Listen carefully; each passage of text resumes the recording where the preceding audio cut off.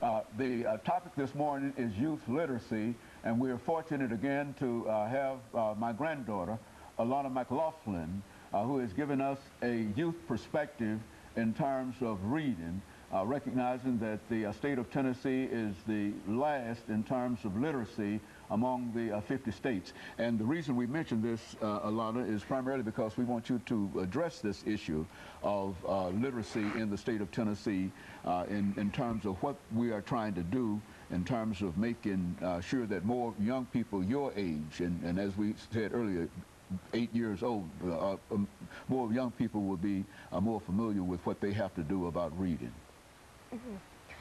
Well, I really want to encourage kids 8 and under to really read, because some parents who can't read, their children want to be exactly like them. But I personally encourage all kids to read, because reading is a good thing, because it lets your imagination run free. It gives you information that you may have not known, such as, what if you wanted to learn the names of some states? Maybe you can read a book about the states, of all 50, and maybe you can find the names of those states. Books give you information and they let your imagination run wild, such as The Cat in the Hat.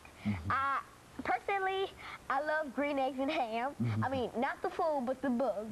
I'm not a green eggs and ham eater. Go on, Alana, go on. Well, this is one of the books that I'm reading right now. It's called Mystery Owl by Judith St. George. It's mainly about 12-year-old Kimball, who isn't looking forward to leaving New York City for a summer on Shag Island in Maine. The island and the mansion that sits on it have been in Kimball's family for generations, but now Kim's great-grandfather intends to sell both the island and the house. Kim and her mother busy themselves with preparations, but when Mom is called away on business, Kim and great-grandpa find themselves alone on the island. Strange music, bright flashing lights, and an exotic parrot convince great-grandpa that he is losing his right mind, like his father before him. But Kim knows what she saw, and as she digs into the mystery, soon she realizes they are in grave danger.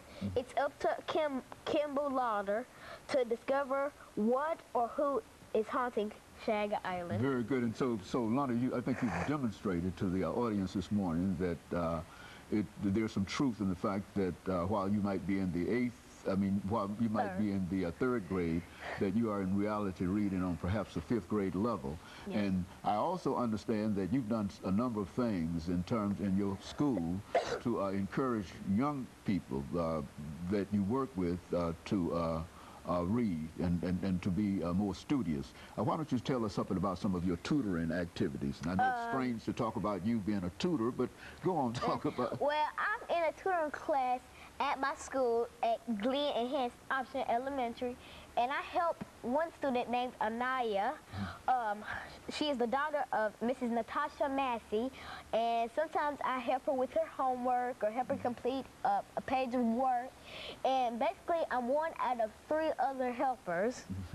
And so you're not the main helper, but you they have I'm one of them. They have enough confidence in you in the 3rd grade to allow you to do something. And I also understand that at one time you were even contemplating, even at your age, of starting a tutoring school. Why don't you say something about it? I was, because me and my family moved to Madison a couple days back, and I was trying to save enough money to buy our house. As we live in Madison, I was thinking of using the house to tutor, but eventually somebody bought the house before me. Very sad. And so your whole situation in terms of being a tutor, starting a tutoring school, sort of went to the side and something. But now you've been involved in reading and in learning for a long time. Book fairs, you know, sometimes I go to every book fair. If there is a free book that I like on sale, everybody knows I'm gonna buy it. Because every person in my 3rd grade class of Miss Wendy Anderson calls me, quote, a book bookworm because I have stacks of books at my table. I have a million gazillion books, even if it's from the movie Tangle or, hey, Mystery Isle. There is a book laying on my desk. If you don't see one, your eyes are deceiving you. And so you, in other words, you want to encourage all young people your age or below, that it's so important to you that they read, that you're even coming on national television and trying to make that as a point. Is that what you're trying to do today? Yes, I'm trying to raise awareness for reading. All I have to say is read, read, read. Read until you can't see.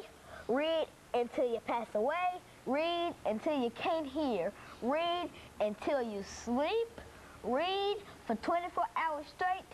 And I'd be the proudest girl on earth. I just want to raise awareness for children to read. Read, read, read. Become a bookworm. Read, read, read. Lana, I think before we made a decision that this would have something to do with youth literacy, I think one of your earlier ideas, and I think this is something that we can probably pursue during the last segment, your earlier idea was to talk about children and drugs. Yes. And I was so taken back by that because I recognized that you being in the 3rd grade and only 8 years old, I was sort of, I wondered exactly what could you tell us at this age about children and drugs. And so, but you contend that you've read a lot of information in reference to, let's talk about that. We've got 50 seconds before the end of this segment.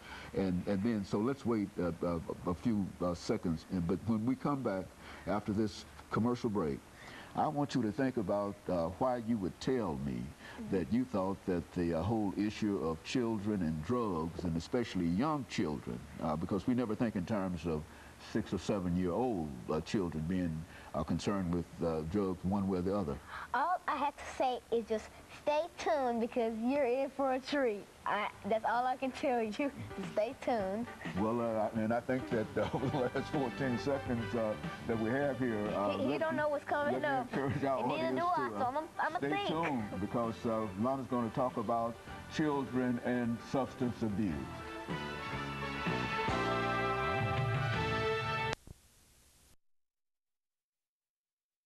The topic